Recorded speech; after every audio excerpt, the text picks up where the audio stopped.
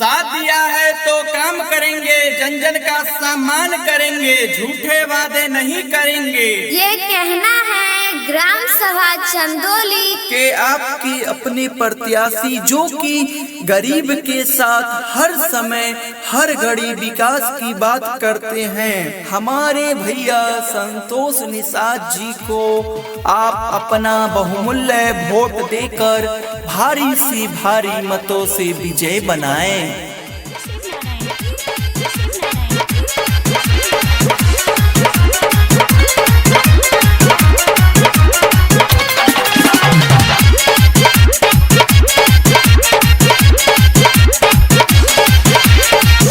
किसान बाटे भैया जी, जानत है चाची और चाचा। गौवा किसान बाटे भैया जी, जानत है चाची और चाचा।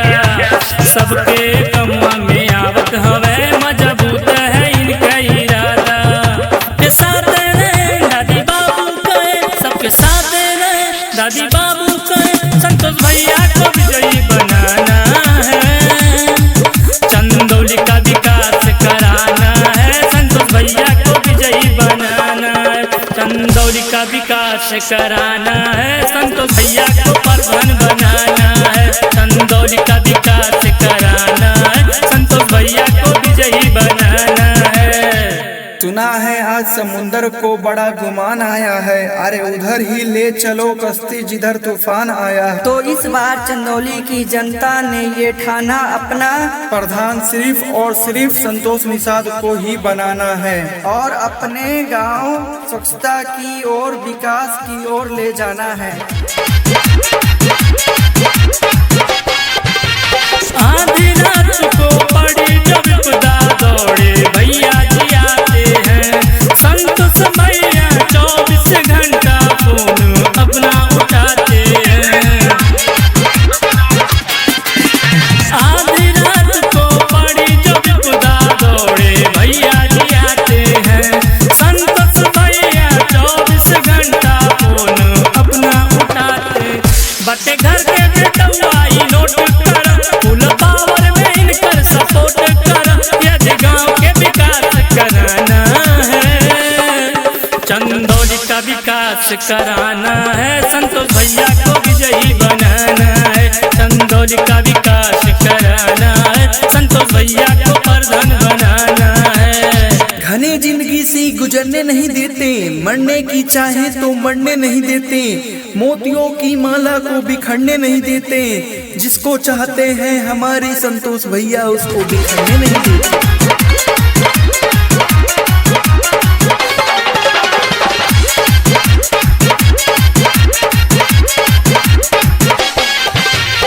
ऊंच नीच के भेद न करे, केहू के अपमान करे, बूढ़ बुजुर्गन के भैया उतर सब कर सम्मान करे। हाँ, ऊंच नीच के भेद न करे, केहू के अपमान करे, बूढ़ बुजुर्गन के भैया उतर सब के सम्मान करे। बिना दुख के भैया जी साथ रहे, सबके सेवा में वो दिन रात रहे, साथ बैठ के खाते उठाना है, चंदौली का विकास कराना है, संतोष भैया को विजयी बनाना है, चंदौली का विकास कराना है, संतोष भैया को प्रधान बनाना है। कि अपने प्रत्याशी जो कि गरीब के साथ हर समय हर घड़ी विकास की बात करते हैं, हमारे भैया संतोष निषाद जी को आप अपना बहुमूल्य वोट देकर भारी से भारी मतों से विजय बनाएं।